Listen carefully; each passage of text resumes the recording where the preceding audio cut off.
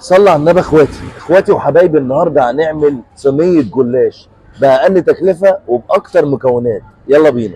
بصراحة اخواتي هي مش بأقل تكلفة قوي، بس تابعوا معايا لان الوصفة دي فيها خيرات ربنا. انا جبت ب5 جنيه زيتون، وب10 جنيه جبنة رومي، 5 جنيه جبنة موتزاريلا، 100 جرام من اللحمة، ب10 جنيه بسطرمة. ايوه ما تستغربش، 8 كيلو صدق من اللي بيدوب في البق، وب10 جنيه خضروات ونص جلاش. والراجل حطلي 50 جرام ببلاش. طبعا الطماطم في الوصفة دي هتتقطع بنفس الطريقة، طولي وعرضي، عشان تبقى مكعبات صغيرة زي ما انتم شايفين.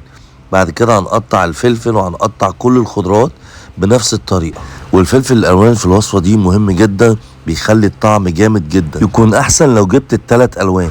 وبرضو على قد إمكانياتك، لو متاح ليك الفلفل الأخضر بس مفيش مشاكل، لو متاح الألوان برضو مفيش مشاكل. المهم إنه يتقطع صح ويتعمل صح. ملحوظ اختي، حاولي حطي في الاكله دي قرن فلفل حامي عشان جوزك ينسى الاسامي. خدت بالك اختي؟ والقرن الفلفل الحامي هنا اختياري مش اجباري، بس هو بصراحه بيخلي الاكله مشطشطه كده وبيوديها في حته تانية خالص. بعد ما خلصنا المكونات بتاعه الخضروات وقطعناها صح، بعد كده هنرمي عليها الجبنه التركي اللي هي الرومي، بس احنا اسكندرانيه بنقولوا عليها تركي. هنقطع الصدق الجميل بتاعنا قطع، وبعد كده هنحط الزيتون طبعا المخلي زي ما انتم شايفين، بعد كده البسطرمه، بعد كده نحط اللحمه بتاعتنا. وهي دي المكونات الموجوده في حشو الجلاش. على فكره يا جماعه، اللي يقدر يعملها واللي ما يقدرش ممكن يستغنى عن حاجات كتير فيها. بعد كده رشه فلفل اسود، بعد كده رشه ملح خفيفه لان البسطرمه والسجق فيهم ملح. ملحوظه لاخواتي اللي بتحبني وبتتابعني وبتتفرج عليا، هي الوصفه فعلا مكلفه جدا، بس احنا كمصريين لو اخر قش في جبنه بنمتع نفسنا وبناكل اللي بيعجبنا وبننزه نفسنا، وبكره يجي وبعده يجي وسيب على الله والحمد لله. المهم اخواتي، بعد ما قلبنا كل الكلام ده لازم نقلبه كويس عشان كل المكونات تخش ببعض زي ما انتم شايفين. وده الجلاش بتاعنا الجميل. هنجيب الصينيه بتاعتنا وندهنها بالسمنه او بالزيت، بس السمنه احسن طبعا. ندهن راق ونحط جلاش، وندهن راق ونحط جلاش، وندهن راق ونحط جلاش، وهكذا لغايه لما نعمل طبقه كويسه.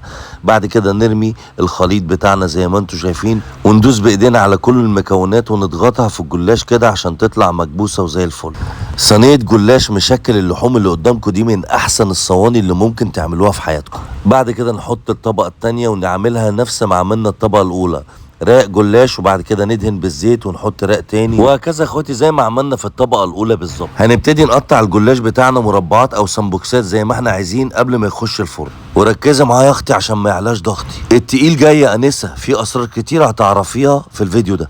بعد كده هنحط الجلاش في الفرن 5 دقايق وهنطلعه تاني. انا دخلته في الفرن عشان يمسك نفسه وينشف كده، وبعد كده حطيت كوبايه من اللبن عليه من فوق، ما حطيتهاش في الاول عشان تمسك نفسها وتطلع خارطه في الاخر. بعد كده اعمل له وش بيتزا بالفلفل الالوان والزيتون وشويه جبنه موتزاريلا من فوق. الوصفه دي من اجمل الوصفات اللي ممكن تعمليها اختي في البيت عندك. بعد كده اختي تدخليها الفرن مع المتابعه طبعا، وبسم الله ما شاء الله هتطلعيها بعد ربع ساعه وش بيتزا، تحس ان هي بيتزايه جامده جدا. الجبنه ساحت عليها.